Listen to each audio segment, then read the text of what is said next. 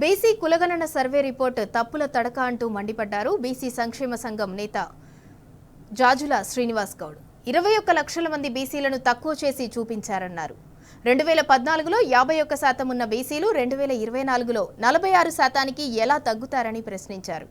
అగ్రకులస్తులైన జానారెడ్డి, రేవంత్ రెడ్డి, ఉత్తమ్ కుమార్ రెడ్డిలు కుట్రలు చేసి బీసీ జనాభాని తగ్గించారన్నారు.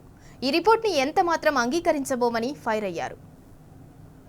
ఎంత నిస్సిగ్గుగా చేశారంటే చిన్న పిల్లగాడు కూడా చదువు రానోళ్ళు చూస్తే కూడా నవ్వుకుంటారు. 2014లో సమగ్ర కుటుంబ సర్వే జరిగింది, 2024లో సమగ్ర కులగణన సర్వే జరిగింది. అంటే 2014, 2024 అంటే 10 సంవత్సరాల తర్వాత జరిగింది.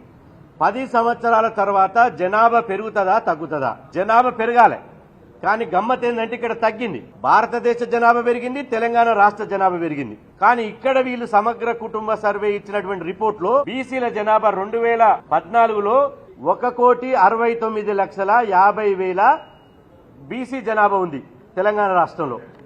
ఏది 10 సంవత్సరాల క్రితం.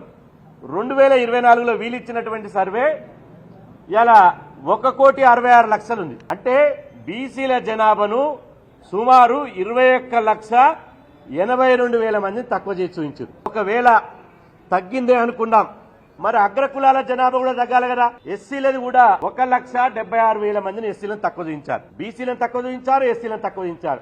మరి ఓసీలను కూడా అగ్రకులాలను కూడా తక్కువ చూపించాలి కదా. కనీసం అబద్దాలు చెప్తే కూడా ప్రభుత్వం అతికినట్టుండాలి. ఈ తప్పుల రిపోర్టును రేపు జరుగుతుంది అసెంబ్లీలో ఏ ముఖం పెట్టుకుని పెడతారని నేను అడుగుతున్నా. కులగణన వివరాలు చెప్పిన వాళ్ళు 3.8%. అంటే ఆ 3.8% ఓసీల వివరాలు చెప్పలే. ఓసీల వివరాలు చెప్పకుండా 16% ఎట్లయిర్రు?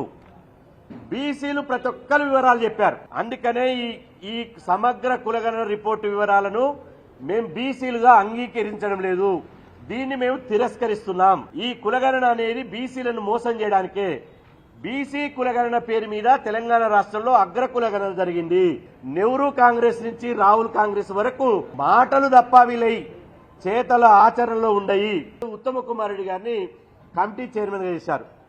జానారెడ్డి గారిని ఏ పదవి లేదు, కానీ ప్రతి రివ్యూల మీటింగ్ పెట్టుకుంటున్నారు. ఇప్పుడు ఈ రేవంత్ రెడ్డి గారు, జానారెడ్డి గారు, ఉత్తమ్ కుమార్ రెడ్డి గారు, శ్రీధర్ బాబు గారు, ఈ అగ్ర కులాలకు సంబంధించినటువంటి మంత్రులు, ఎమ్మెల్యేలు కలిసి కుట్ర చేసి తెలంగాణ రాష్ట్రంలో బీసీలను సమాధి చేయడానికి కుట్ర పడినారు.